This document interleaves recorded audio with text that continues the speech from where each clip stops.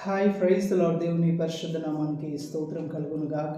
ఈరోజు దేవుని వాగ్దానము ఆదికాండము 28వ అధ్యాయము 15వ వచనమును చూద్దామా.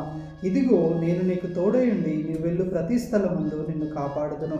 ఆమేన్. హల్లెలూయా. ప్రియమైన వారలారా, యాకోబు తన తండ్రి ఇంటి నుండి పారిపోతూ తన మామ ఇంటికి సిరియా దేశానికి వెళ్తా ఉన్నప్పుడు ఆయన భయముతో ఒంటరివాడుగా ఆ ఎడారిలో ఆయన పడుకొని ఉన్నాడు. అప్పుడు ప్రభు అయిన దేవుడు తన యొద్దకు వచ్చి నిబంధన చేస్తున్నాడు. ఏంటంటే, నేను నీకు తోడయుండి నువ్వు వెళ్ళు ప్రతి స్థలంలో నేను నిన్ను కాపాడుచు, నువ్వు తినుటకు ఆహారమును, కట్టుకుంటకు వస్త్రములను ఇచ్చి, నిన్ను మిక్కిలి ఆస్తితో నిన్ను దీవించి ఆశీర్వదించి అభివృద్ధిపరిచి మరలా నీ తండ్రి ఇంటికి నేను నిర్భయముగా నిన్ను నివసింపచేస్తానని. ప్రియమైన వారలారా, ఈరోజు నీ జీవితంలో నువ్వు భయపడుతున్నావా? ప్రయాణాలను గురించి భయపడుతున్నావా?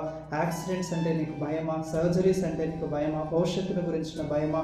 దేవా, నేను ఎప్పుడు దీవించబడతాను, ఆశీర్వదించబడతాను, వర్ధిల్లుతాను, నా జీవితంలో మేలైనది నేను ఎప్పుడు చూస్తానని కంగారు పడుతున్నావా? అయితే నిన్ను ప్రేమిస్తున్న దేవుడు అంటున్నాడు ఏంటంటే, భయపడకు, నేను నిన్ను ప్రేమిస్తున్నాను, నేను నీకు తోడై ఉన్నాను, నీ వెళ్ళు ప్రతి స్థలములో నేను నిన్ను కాపాడుచు, నీ ప్రయత్నములు నీకు తోడుగా ఉండి నీ కార్యములను నేను సఫలం చేస్తాను, నిన్ను దీవించి నిన్ను ఆశీర్వదించి నిన్ను అభివృద్ధిపరిచి ఎలాగైతే యాకోబును అనేకులకు దీవెనకరముగా మార్చానో అదే రీతిగా నేను నీకు తోడైండి నీ ప్రయత్నములను, నీ ప్రయాణములను, నీ ప్రయాసమును ఆశీర్వదించి అభివృద్ధిపరచబోతున్నానని ప్రభువుటి కృప మనందరికీ దయచేయును గాక.